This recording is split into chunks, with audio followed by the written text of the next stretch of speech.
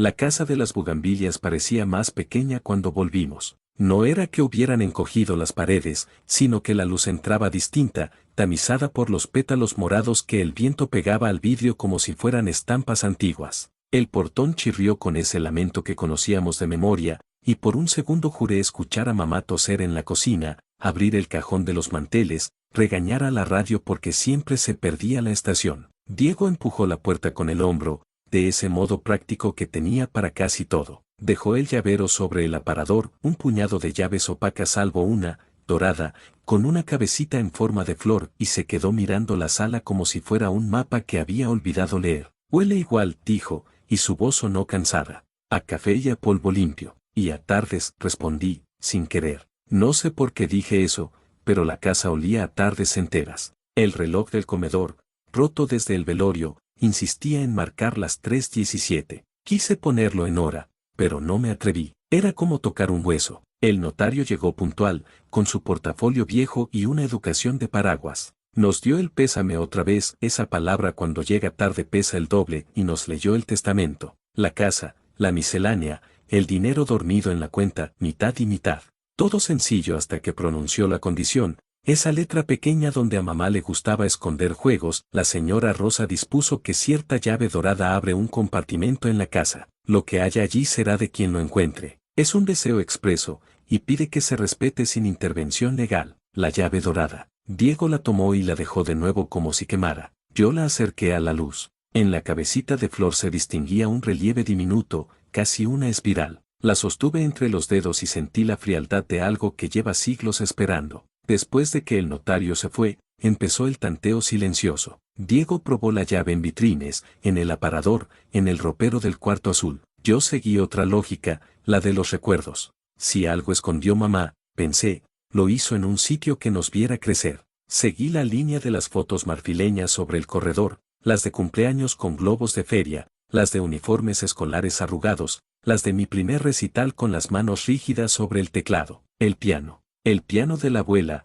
que dormía bajo una sábana en el cuarto azul como un animal grande que respeta el invierno. Retiré la tela con cuidado. El olor a madera vieja me trajo la voz de la abuela diciendo, la memoria tiene llaves con forma de canción. Acaricié las teclas. Algunas estaban frías, otras, tibias, como si guardaran dedos. Toqué sin pensar una secuencia conocida, do, mi, sol, y me detuve, porque justo ahí, siempre faltaba algo. La abuela remataba con un fa sostenido que se quedaba vibrando un poco más de la cuenta, como una palabra que prefería no ser dicha. No empieces, dijo Diego desde la puerta, con esa mezcla de regaño y ternura de quien no sabe por cuál brazo abrazar. Solo revisa y ya. No contesté. Me incliné sobre el marco del espejo que colgaba frente al piano y pasé el dedo por una pequeña hendidura en la madera. Era un rasguño, tal vez un accidente, pero al tocarlo se movió apenas, como una tecla tímida. Probé la llave. Nada. Volví al corredor. Un clic muy suave sonó bajo mis pies. Me arrodillé. Una tabla tenía un borde mínimo sin clavar. Introduje la llave. Giré despacio. El aire del compartimento salió como un suspiro guardado demasiado tiempo. Dentro había 2 sobres, uno con mi nombre, otro con el de Diego, y una cinta de casete envuelta en un pañuelo floreado. También, una cajita de música de madera con una espiral tallada. Diego no dijo nada, regresó a su cuarto y volvió con su viejo Walkman transparente, ese que le compraron cuando todavía juntábamos estampitas de fútbol y la abuela coleccionaba frascos de vidrio. La cinta arrancó con un siseo de lluvia. Luego, la voz de mamá, un poco más baja que en vida, como si hablara desde el cuarto contiguo. Si están escuchando esto, dijo, y sentí que me apretaba la mano, es porque no supe confiar en mi memoria. La verdad pesa y al tiempo lo engaña el corazón. Hijos, lo que hicimos, lo hicimos por amor. No se peleen, escúchenme. La grabación tuvo un bache, y por debajo se coló la melodía de la cajita de música, incompleta, como si de nuevo nos faltara esa nota que nunca llegaba. Miré la espiral tallada. Una de las hojitas tenía un borde flojo. La empujé y se abrió una ranura. Dentro,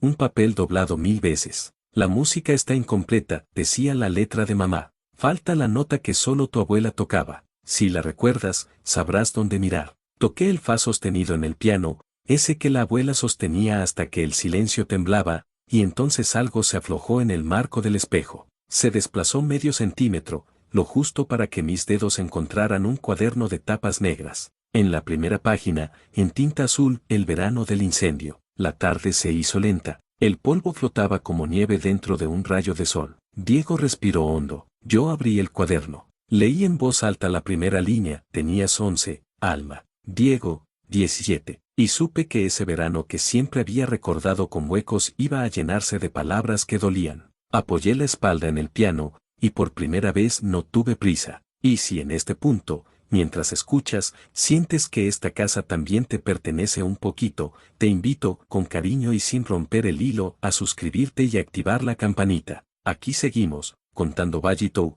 como quien reordena un cajón lleno de cartas. Seguí. El cuaderno hablaba de deudas, de una bodega vieja que ardió como papel de China, de un vecino con sombrero de paja cuyo nombre había tratado de olvidar muchas veces. Tomás. Decía que no fue accidente, que esa noche, alguien saltó la barda. Diego me quitó el cuaderno con una brusquedad que no le conocía desde hacía años. Ya, dijo, basta por hoy. No, contesté, y me sorprendió la calma de mi voz. No vine por cubiertos ni por platos hondos. Vine a entender por qué me sacaste de esta casa, y por qué mamá me dejó de hablar el último año. Diego me miró como si por fin aceptara mirar un espejo empañado. Tomó aire, se lo guardó, no dijo más. El reloj siguió detenido a las 3:17. Afuera, el cielo empezaba a ponerse del color exacto de las bugambilias. Abrí otra vez el cuaderno, y la casa, que había sido silencio, comenzó a contarse a sí misma. El verano del incendio tenía un calor distinto. Lo recuerdo ahora que lo escucho escrito, era una queline que pegaba la ropa al cuerpo y nublaba la cabeza,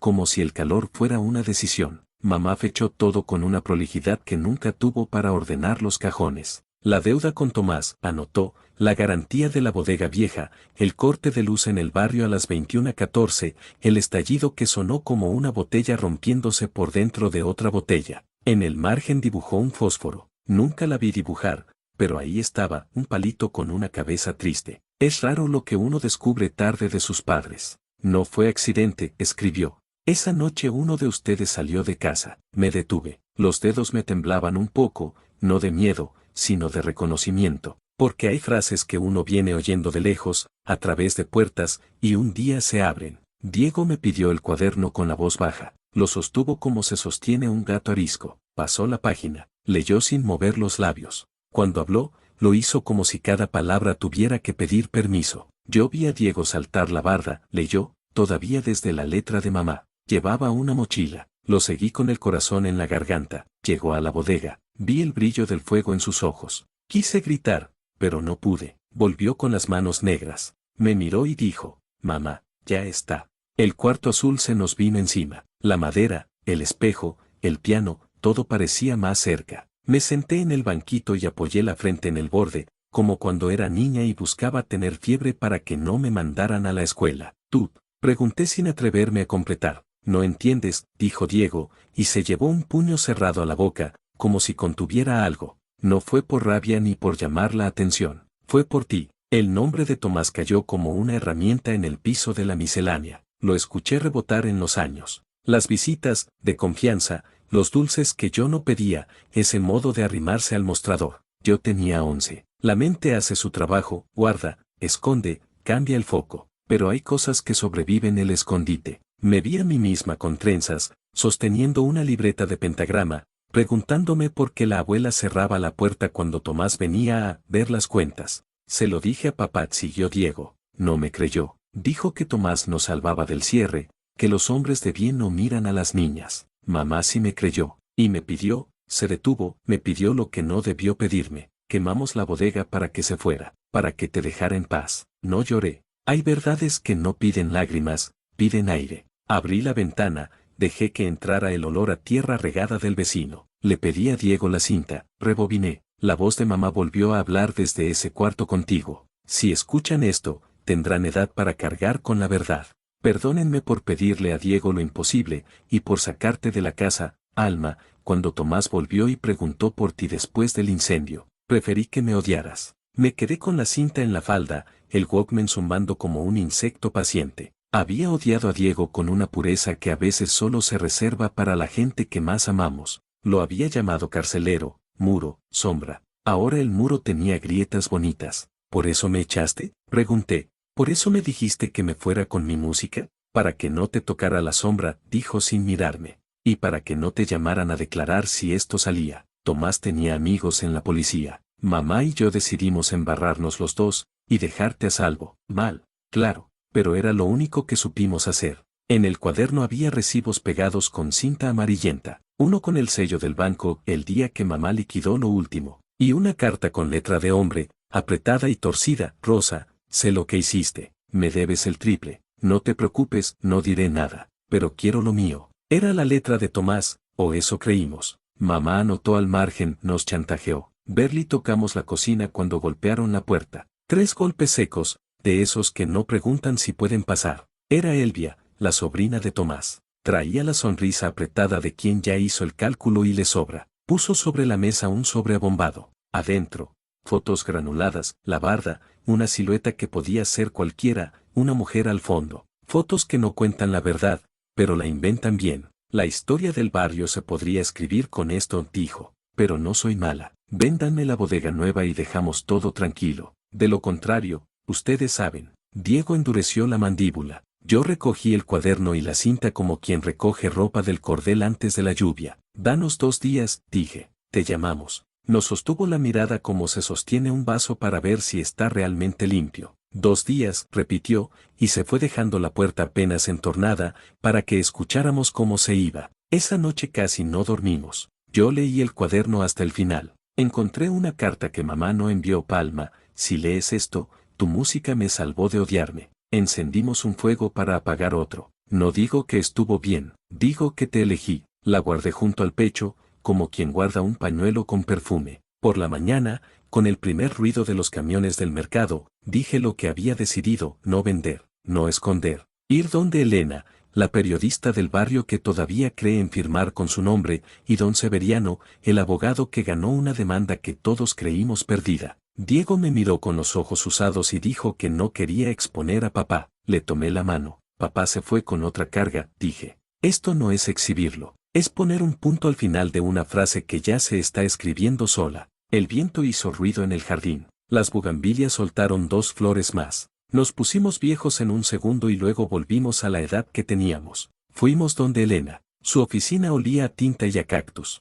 Vio los papeles con una seriedad sin aspavientos. Dijo que no haría nota roja, que pondría lo esencial: la deuda liquidada, la amenaza, el juego sucio, sin nombres. A veces el pudor es más revolucionario que el grito. Acordamos. Fotocopió, selló, escaneó, cuidó. Esa tarde, la nota estuvo en el portal del barrio. La bodega que ardió no por accidente, la deuda se pagó, el chantaje terminó. Los comentarios fueron pocos. A la gente le cuesta mirar de frente cuando se le mueve un recuerdo, pero había pruebas. Era un ladrillo en el lugar correcto. Y antes de que oscureciera, Elvia volvió. Ya no traía la sonrisa, traía los ojos. ¿Qué hicieron?, preguntó, y dejó el periódico sobre la mesa. Esto se paga. Se paga cuando hay deuda, dije. Y no la hay. Si sigues, saldrán nombres. Y los amigos de tu tío también. Nos miró con un rencor cansado. Después se marchó. No volvió. Mamá, desde el casete, guardaba silencio. El reloj del comedor,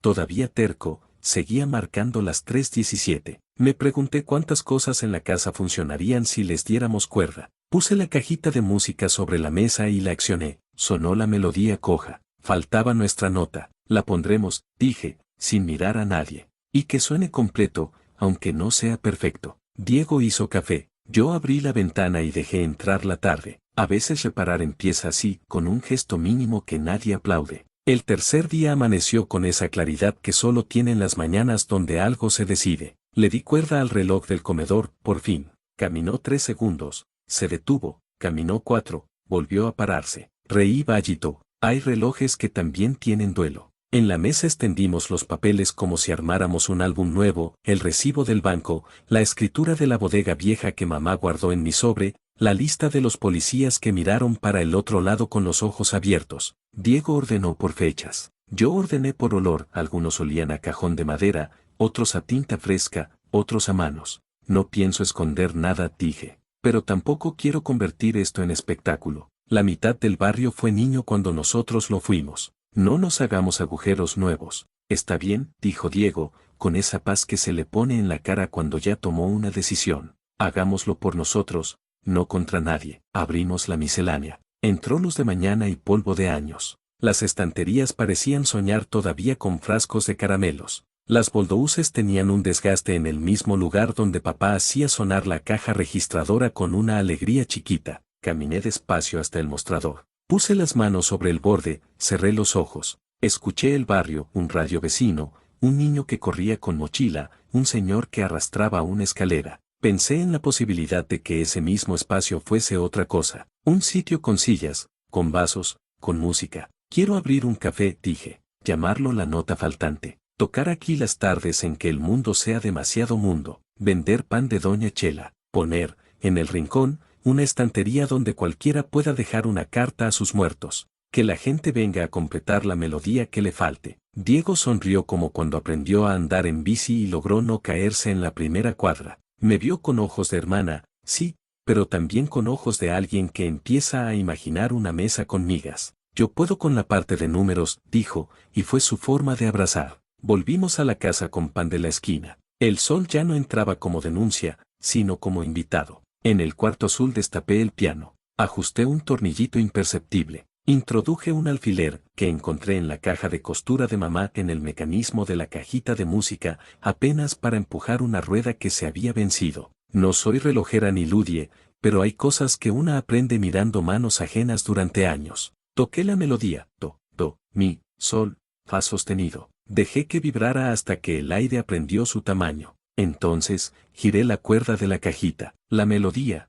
ahora, cerró. No era un cierre perfecto, ninguno lo es, pero era un cierre nuestro. Diego se apoyó en el marco de la puerta, no aplaudió. Hizo un gesto con la barbilla como diciendo, ya. Por la tarde invité a Elena y a don Severiano a la casa, no para hablar de pleitos, sino para darles café. Les conté del café que queríamos abrir. Elena dijo que guardaría la historia larga para otro día, uno en que no doliera tanto y que, si queríamos, vendría a escucharme tocar cuando estrenáramos. Don Severiano sorbió despacio y habló de permisos, de facturas, de cosas que sonaban menos a música pero también son importantes para que no se caiga el techo. Cuando se fueron, el patio quedó para nosotros. Barrimos los pétalos de bugambilia. Las escoubes dejaron líneas delicadas en el suelo, como pentagramas. Apoyé la cabeza en el hombro de Diego. No lo hacía desde que medía su clavícula con un coche de juguete. ¿Cómo se deja de estar en guerra? Pregunté. No lo sé, dijo. Tal vez no se deja. Se aprende a dormir sin armas. Se habla un poco. Se baila cuando suena algo que nos gusta. Y, si no suena, se tararea. Me reí. En las risas, a veces, también hay memoria. Miramos el cielo del patio. Una nube parecía una nota larga, otra un pan. El reloj del comedor, contra toda expectativa, marcó las 6:10 y siguió. No nos miramos para no espantar el milagro. Grabé un video con el teléfono. No tenía luz profesional ni micrófono, era la sala de la casa, el piano con una marca de vaso, mi suéter con peluces. Me senté. Miré a cámara muy poquito, porque mirarla mucho me hace sentir como si estuviera esperando algo, y hablé bajito, como se habla a las cosas que se quieren. Si esta historia te está acompañando, quédate. Hay más por contar, más notas que completar. Suscríbete y activa la campanita. Aquí no gritamos, aquí ponemos sillas y traemos pan. Toqué. Diego, detrás, sirvió 2 cafés. El vapor dibujó una espiral en el aire, idéntica a la de la cajita. Pensé que tal vez mamá había ensayado ese dibujo muchas veces. Quedaba una última página en el cuaderno. La abrí. Decía, la familia no es la sangre que arde, es la que, después del incendio, se queda a soplar las brasas hasta que vuelvan a dar calor. Le pasé el dedo encima, como quien peina a alguien dormido. Cerré el cuaderno, lo guardé en el hueco del espejo. Volví a mover el marco hasta oír el clic que dice, a salvo. Esa noche salimos a caminar la cuadra. El barrio oloraba a tortillas y a nuevo. Pasamos frente a la bodega vieja, ya no existe, ahora hay un lote con un árbol joven. Diego saludó a Doña Chela, yo me detuve a ver a un grupo de niños jugar a aventar una pelota contra una pared. Me vi a mí misma, pequeña, con miedo de cosas que no sabía nombrar. Sentí que a esa niña le llegaba un poco de aire desde el futuro. No para cambiarle nada, nadie llega a tiempo, pero sí para decirle que un día iba a poder tocar su nota faltante sin que la garganta se le cierre. En casa, antes de dormir, volví a la cajita una vez más. La melodía volvió a sonar como si se acordara. Apagué la luz. En la oscuridad, la casa dejó de pesar. Las bugambilias rasparon el vidrio con la delicadeza de un gato. Me dormí con la sensación de que, por fin, teníamos menos habitaciones cerradas. A la mañana siguiente, Diego trajo un bote de pintura color humo claro. Yo dibujé mal un letrero en una cartulina, próximamente la nota faltante. Nos dimos cuenta de que nos temblaban las manos, pero de otra manera, pintamos en silencio. A veces nos deteníamos solo para escuchar cómo el reloj cruzaba una hora completa sin caerse. Un vecino se asomó. ¿Y eso? Un café, dijo Diego. Con música, dije yo. ¿Puedo traer una carta? Preguntó, sin explicaciones. Para eso está la estantería, contesté. Asintió y se